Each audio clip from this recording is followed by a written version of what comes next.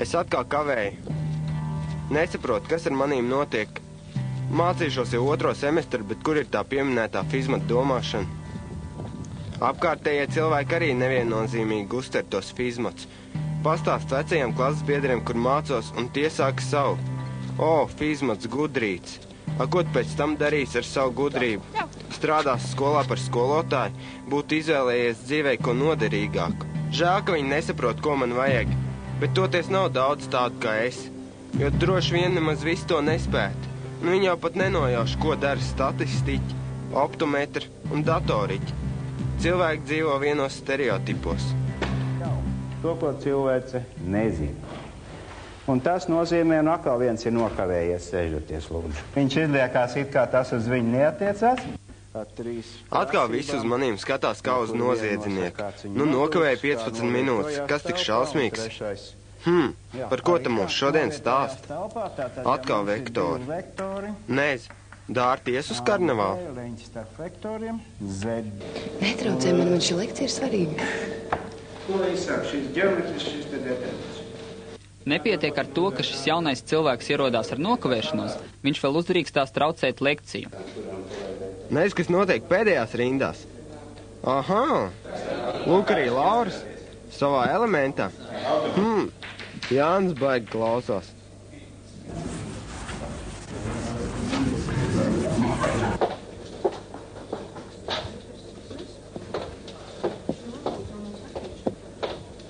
Droši vien, ka es daudz nekļūdīšos, ja teikšu, ka tradicionāli priekšstats sabiedrībā par fiziķi ir kā par sausiņu nedaudz apdilušā džemperī, kas raksta formulas.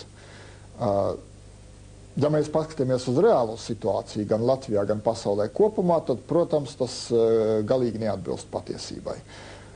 Fiziķis, tā skaitā Latvijas universitātē, mūsdienās ir ļoti universāls speciālists. Un arī mūsu fakultāte piedāvā iespējas, studējot fiziku, darboties ļoti dažādās sfērās. Tas var būt pilnā vārda nozīmē akadēmisks darbs, akadēmiski pētījumi, kas nodarbojas ar pašiem fundamentālākajiem dabas zinātņu jautājumiem. Bet tikpat labi tā var būt ļoti praktiska un pielietojama fizika, jo mēs zinām, ka mūsdienu sabiedrībā bez fizikas iztikt ir tikpat kā neiespējami. Nu, teiksim, viens piemērs. Nesen man gadījās būt klāt operācijā. Kad cilvēkam tika taisīta ķirurģiska operācija, tika operēta galva.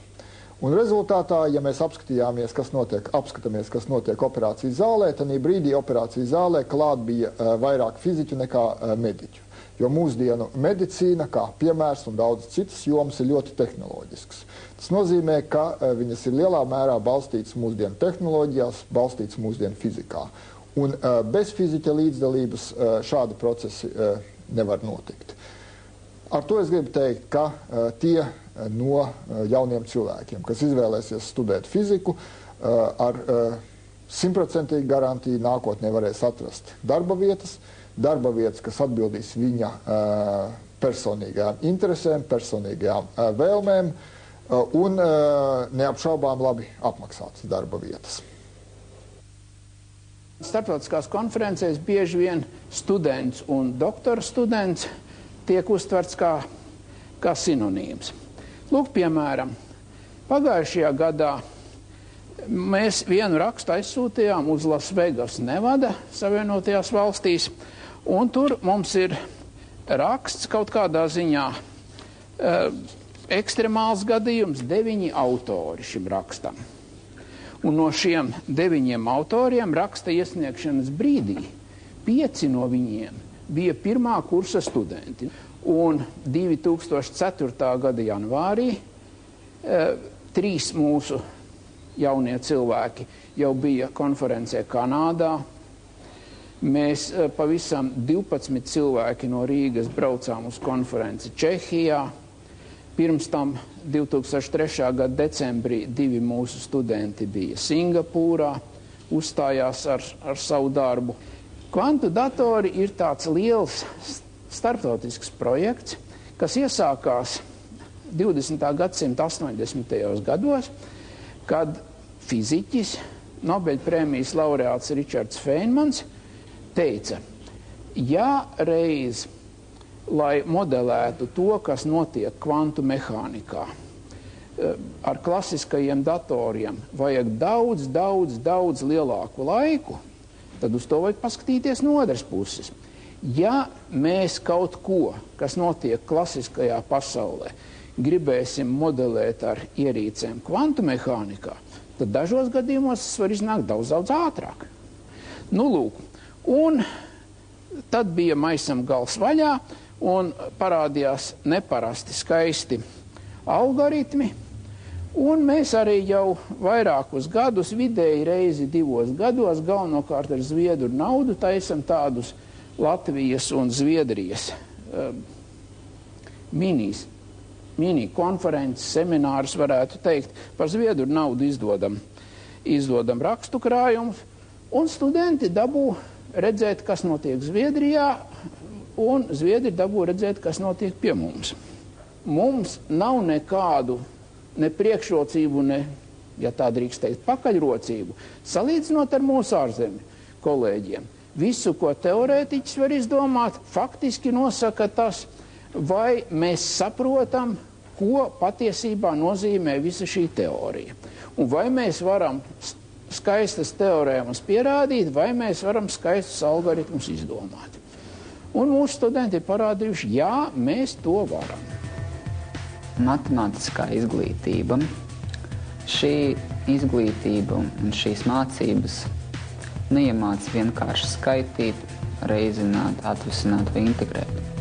Šī izglītība iemāca domāt. Iemāca domāt un meklēt risinājumus ne tikai uzdevumos, bet arī dzīvēm. Kā zināms, viss pamatos ir sastāv no skaitļiem, viss sastāv no vienniekiem un nullēm. Iespējams vienkārši sarežģītākā formā, bet matemātika jau māca šīs formas atrast. Viņa māca izprast ne tikai attiecības starp kaut kādiem funkcijām, bet arī attiecības starp cilvēkiem. Ja cilvēks izvēlās šīs studijas, viņš nedomā par to, ka viņš varētu nākotnē pelnīt naudu, bet visdrīzāk rezultātā tā arī notiksies, jo neizbēgami, ka gudrs cilvēks nabadzībā nedzīvos.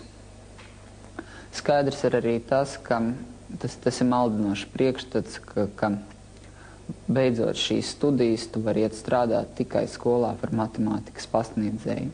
Jā, protams, to var darīt, un pēc būtības tas arī jādara, jo Latvijas skolās trūkst matemātikas pasniedzēju, bet galvenais, ka cilvēks ieguvis šo fizmata domāšanu, ir spējīgs veikt brīnumainas lietas, un piemēri ir daudz.